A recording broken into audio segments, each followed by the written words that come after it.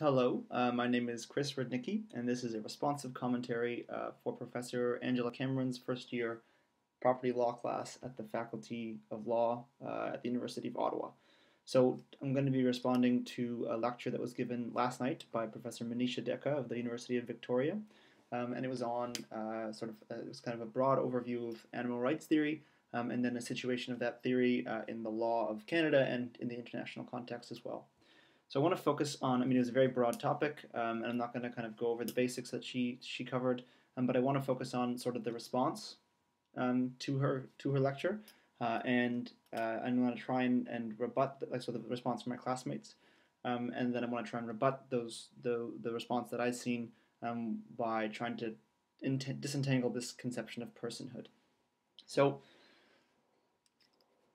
across the board, not across the board, but for the most part, my classmates seem to be really not have enjoyed this lecture or not to have engaged with the lecture in any meaningful way. I heard things like great ape project, more like a grade 8 project, and that kind of thing, or I feel like bacon all of a sudden, that kind of statement. So if we kind of dig deeper under those responses, we sort of because we want to try and take them charitably. We want to say, well, let's assume that everyone is at least as smart as I am. Let's assume that they're not just being, petty or short-sighted or anything like that. And let's see what they're trying to get at. And so I think what we're seeing is a response to the notion of that animals should be persons or could be persons at all. That's a conceptual possibility.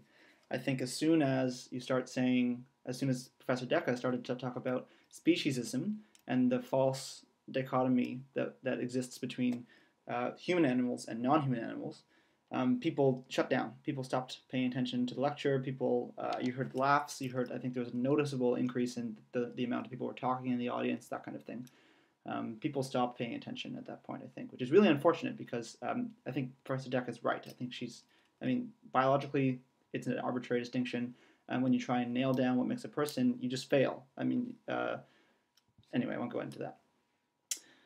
So what is it about this notion of personhood that is so tricky for us? What makes it so difficult to associate animals with persons? And I think it's simply the sort of gut reaction to say, no, persons are thinking, breathing, talking human beings who walk on two legs and who shake hands and who have conversations and that kind of thing. I think that this view is it's sort of an intuitive view, but I don't think it doesn't go far. I think that the argument from marginal cases quickly undermines this. So back to my earlier examples, what of people who can't talk? What of people who can't reason at the same level that other people can reason? What of babies who can't do any of that crap?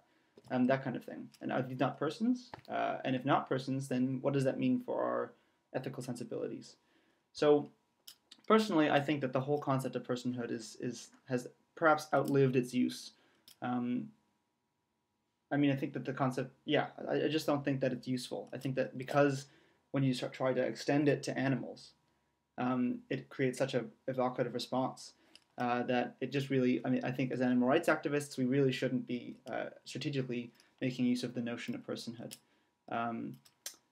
And I think it's because if we dig deeper into the notion of personhood, that's what we're using as shorthand for the realm of our ethical scope. Who do we owe ethical relations to? Who is in the realm of our ethical obligations? Who gets to be seen as a person? And so, and who gets accorded rights as a result. And again, I just think that if that's what we're saying, why do we need to rely on the crutch of personhood? Why not instead say, okay, so the following categories of being are going to be within our scope of ethical relations. They're going to be within, we're all going to have moral obligations to the following kinds of things, of entities. And then I think that's where we can sort of get past the initial gut, animals can't be persons sort of reaction that we saw last night.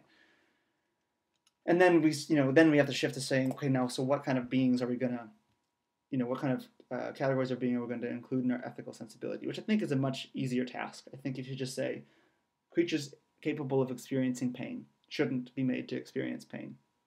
creatures that require social relations and suffer greatly from social isolation shouldn't be forced into social isolation. Essentially, you're saying creatures that are capable of suffering should not be made to bear suffering at human hands. Now, I think that shifts the ground, and I've seen a further response to that, which is that, well, so you're going to impose all these obligations on humans, but the same obligations would never be imposed on animals. You couldn't expect a lion, for example, to not eat a person who wanders into the safari on the basis that the lion now has to recognize its moral obligations towards persons. It's clearly a ridiculous assumption. It's, of course, a bit of a straw person argument. I mean, I think just because, again, a given entity doesn't have moral agency, just because it's incapable of engaging in moral reasoning and making those kinds of decisions, doesn't mean that it's outside the realm of our moral sensibilities. Again, look at babies, or look at people who have low cognitive function. Look at people who are psychopathic. I mean, these are people who are largely incapable of moral reasoning, and yet we don't think that they're somehow outside our moral sensibilities. So to sum up, I guess I just wanted to use this opportunity to, try and disentangle the notion of personhood, and to suggest that if we do that, and if we instead do away with personhood and instead enumerate the categories of being that are going to be within the realms of our ethical consideration, we might have more success as animal rights activists. Thanks.